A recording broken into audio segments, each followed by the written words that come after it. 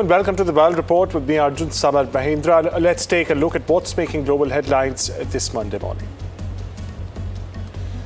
According to a Wall Street Journal report, US President Donald Trump, he may be prepared to abandon the pursuit of a formal nuclear agreement with Iran. This is if Tehran purportedly fully reopens the Strait of Hormuz. According to the report, rather than insisting on a full and final nuclear agreement, Trump's administration could very well accept the restoration of shipping through the key oil choke point as the basis for ending its military campaign in the region. That's not it, and extending the existing ceasefire. Here's a report.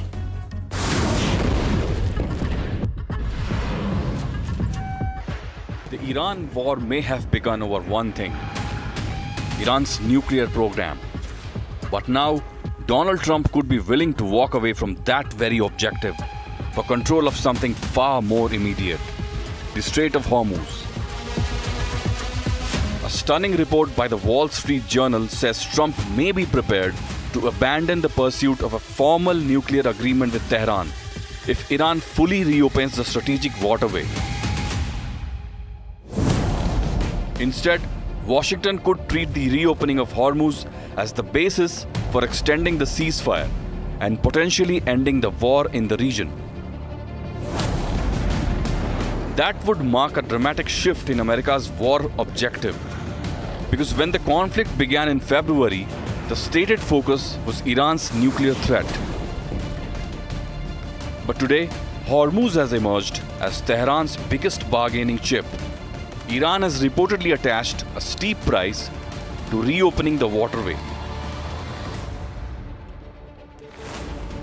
Billions of dollars in payments, an end to the US naval blockade, the withdrawal of American forces from the region, sanctions relief, and the release of frozen Iranian assets. The pressure on Trump is mounting. The strait remains critical to global energy supplies, and petrol prices in the US are still substantially higher than before the war. With the US midterm elections less than 3 months away, Trump needs an outcome he can sell as victory. However, critical questions remain unanswered. Did Trump go to war to stop Iran from getting the bomb? And if he is walking away from the nuclear deal, what exactly was the war fought for? Bureau Report for NDTV World.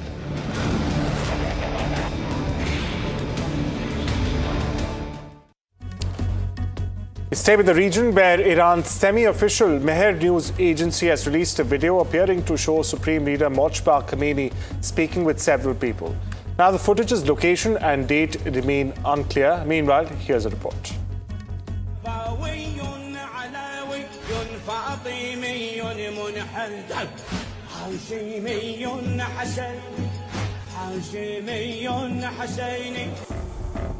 A 12 seconds video.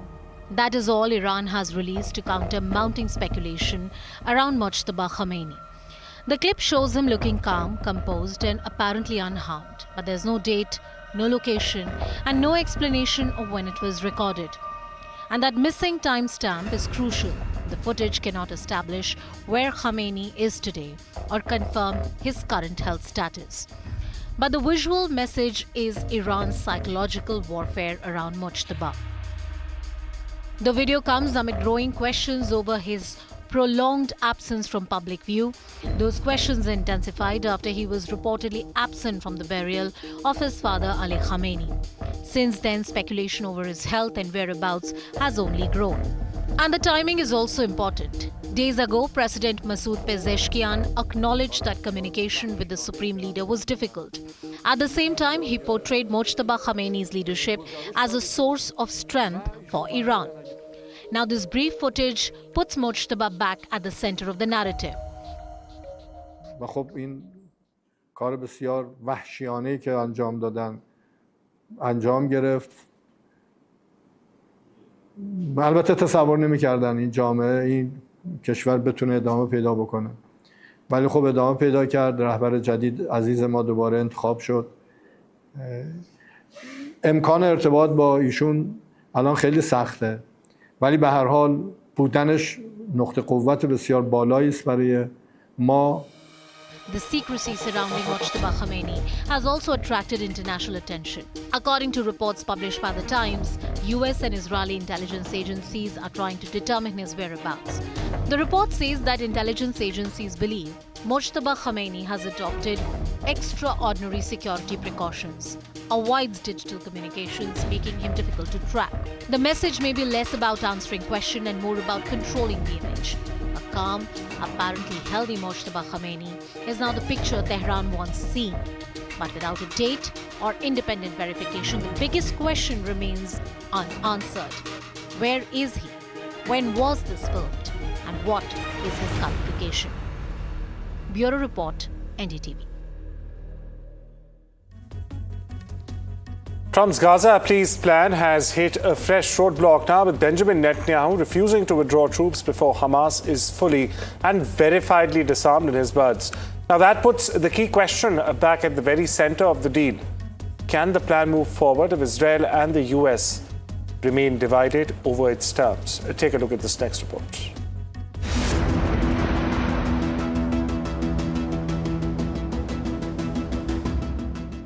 This was meant to be a roadmap to peace. Instead, Benjamin Netanyahu has drawn a hard red line. He says Israel will not withdraw from Gaza until Hamas is fully and verifiably disarmed. ישראל שוללת את מסמך 15 הנקודות. שמעתי שאומרים, לא אמרתם. אמרנו, אבל הנה אני אומר עוד פעם. ישראל שוללת את מסמך 15 הנקודות. צה"ל לא יבצע נסיגה כלשהי עד פירוק החמאס מנשקו. וכשאני אומר פירוק החמאס מנשקו, זה אומר הנשק הכבד, הנשק הפחות כבד, והנשק הקל, כל הנשק, ואנחנו מדברים על פירוק אמיתי, לא פירוק פיקטיבי. Netanyahu's position puts the US-backed peace plan on a knife edge. The immediate hurdle is Hamas disarmament. Netanyahu insists the weapons must be completely and verifiably dismantled before Israel withdraws, with the Board of Peace then overseeing the transition and Gaza's reconstruction. Trump's 15-point Gaza plan lays out a broad roadmap. It calls for the release of all hostages, Hamas disarmament, Israeli troop withdrawal, and international oversight, while also proposing technocratic Palestinian governance, a board of peace to oversee the transition, full humanitarian aid, Gaza's reconstruction, and ultimately a pathway to Palestinian statehood. Netanyahu is also facing pressure at home. His far-right allies have opposed the plan and are pushing for a fresh cabinet vote. With Israeli elections approaching, Netanyahu finds himself in a difficult position. He needs to balance pressure from his coalition against pressure to deliver an end to the Gaza war.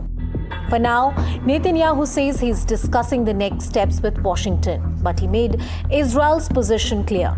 No verified Hamas disarmament, no Israeli withdrawal. And without that withdrawal, the wider roadmap to rebuild Gaza remains in limbo.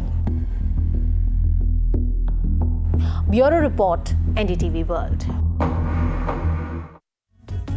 Shift our focus to Eurasia, where the commander leading Ukraine's drone war says his country's recent strikes in Crimea are only the first phase of an open-ended campaign aimed at rendering the peninsula, illegally annexed by Russia in 2014, unusable as staging ground for Russian forces. In a rare interview with the Associated Press or AP, Robert Medya-Revodi, one of Ukraine's most prominent commanders in the new generation of soldiers, said his forces could very well strike 7 times more military targets in Crimea than they currently do if the money pledged by Western allies move faster.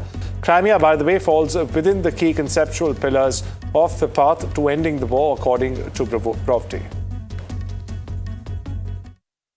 He moved tanks, armored vehicles and artillery from eastern Hualien to Yilan early Monday in a simultaneously or a simulated response to Chinese landing operations targeting northeastern Taiwan during the annual Hanquang military exercise. The 2nd Combined Arms Battalion and an artillery battalion of the Army's Hualien Defense Command departed Hualien late Sunday and arrived in Yilan before dawn, carrying out a rapid reinforcement mission under simulated wartime conditions. The exercise scenario envisioned a People's Liberation Army or a PLA landing in eastern Taiwan that would pose a serious threat to the ports of Yilan. Over in Europe, Spain just faced its largest and, most concentrated single-side border breach in Ceuta. However, it looks like the crisis has not ended for Prime Minister Pedro Sanchez. A diplomatic clash has erupted between Rome and Madrid now, with both countries imposing border control and checks on travellers. We get you more on this.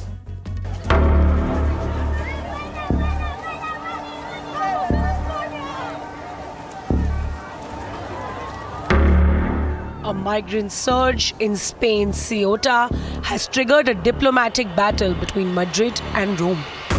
After around 70,000 people crossed from Morocco into the Spanish enclave of Ceuta, Italian Prime Minister Giorgia Meloni cited national security concerns and brought back temporary checks on travellers arriving from Spain. Spanish Prime Minister Pedro Sanchez rejected Italy's argument, accusing Rome of unfairly targeting Spain. In the latest escalation, Spain has now imposed border controls on all air and sea travel from Italy. Ever since the crisis began, both the leaders engaged in a battle of words, issuing orders and ultimatums one after the other. Meloni condemned the situation in Ceuta and announced fierce measures to prevent a similar situation in Italy or the rest of Europe. Meanwhile, Sanchez called the entire crisis a violation of Spain's territorial integrity, but assured the return of all migrants. He expressed sorrow over the lives lost and urged the European nations to treat Spaniards fairly. Now, this is not the first time the centre-left Sanchez has had a clash with right-wing Meloni. In July of 2023, Meloni appeared by video at Spain's far-right Vox campaign's party rally against Sanchez, an act that Madrid saw as an interference in domestic politics. At one of the European Council meetings, Sanchez attempted to reach out to Meloni by requesting a private meeting, which the Italian Prime Minister rejected. Madrid and Rome over years have also clashed over issues of migration policy and recognition of Spain's regional languages in EU institutions. A major escalation in the relationship came after Meloni attacked Sanchez's plan to regularize around 5 lakh undocumented migrants. Then came the latest escalation of the Ceuta migration crisis, where Italy requested Spain's migration policy and restored border checks on travellers arriving from Spain. For many, Meloni's outrage is about securing borders. For others, it's about securing her own conservative vote base ahead of next year's elections. However, for Sanchez, borders and vote bases are both on stakes. How will the Spanish Prime Minister emerge out of it unscathed is yet to be seen. Bureau Report, NDTV World.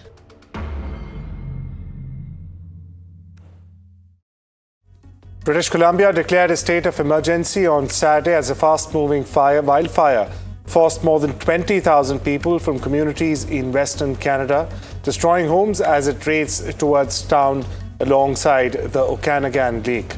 Premier David Eby announced that the emergency as more than 100 wildfires burned across the province, nearly half of them, by the way, out of control in hot, windy weather and prolonged drought.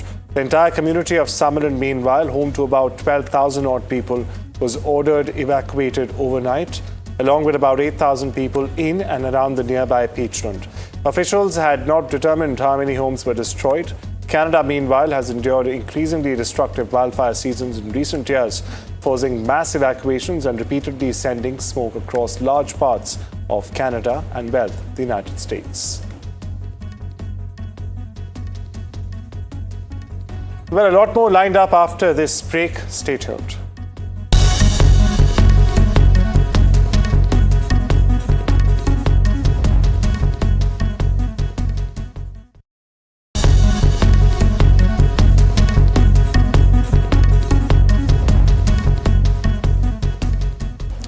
Welcome back, viewers. You see a viral meme about US President Donald Trump's noticeably golden hair. Well, it's caught attention online after his latest public appearance in Las Vegas, with social media users sharing jokes, comparisons, and AI-generated videos about his new look. Here's a report. Glow. You can be all the things you've always wanted to be. beautiful. Trump's new hairstyle made its public appearance at the Red Rock Casino in Las Vegas. Just let your soul glow. Just let it shine through. Just let your soul. And social media wasted absolutely no time. So silky smooth. Just let it shine through. One meme declared, the Trump big hair memes have officially gotten out of hand. Another post took the opposite approach. It praised Trump's new look, claiming this was proof that the president was aging in reverse and that his hair looked absolutely amazing. But then came the ultimate hair product. An AI-generated video unveiled the new Trump hair serum. Watch Donald Trump's hair transform with Trump Hair Serum. From normal to massive, thicker, fuller, and stronger. Experience the power of Trump Hair Serum. The meme even invited people to get yours now. Trump's niece, Mary Trump, compared his subtly fuller hairstyle to Hermie the elf, the dentist from Rudolph the Red-Nosed Reindeer. She said her main takeaway was that Trump looked like Herbie the dentist. So while Trump was busy talking about America's economy, the internet was busy conducting its own investigation. Wig, new look, hair serum, whatever the answer, Trump's hair clearly won the internet's attention. Bureau Report, NDTV World. Colourful kites filled the skies over Sri Lanka's capital on Sunday as international and local kite flyers gathered for the Derana Signal Colombo International Kite Festival. Large kites shaped like animals, sea creatures, cartoon characters, and traditional figures also flew above the gal-faced green, attracting crowds of families and children. International kite flyers also performed coordinated stunt kite displays. Organizers said the 6th edition of the festival brought together 80 professional kite flyers from 30 countries, along with 2,500 local participants competing in 8 categories.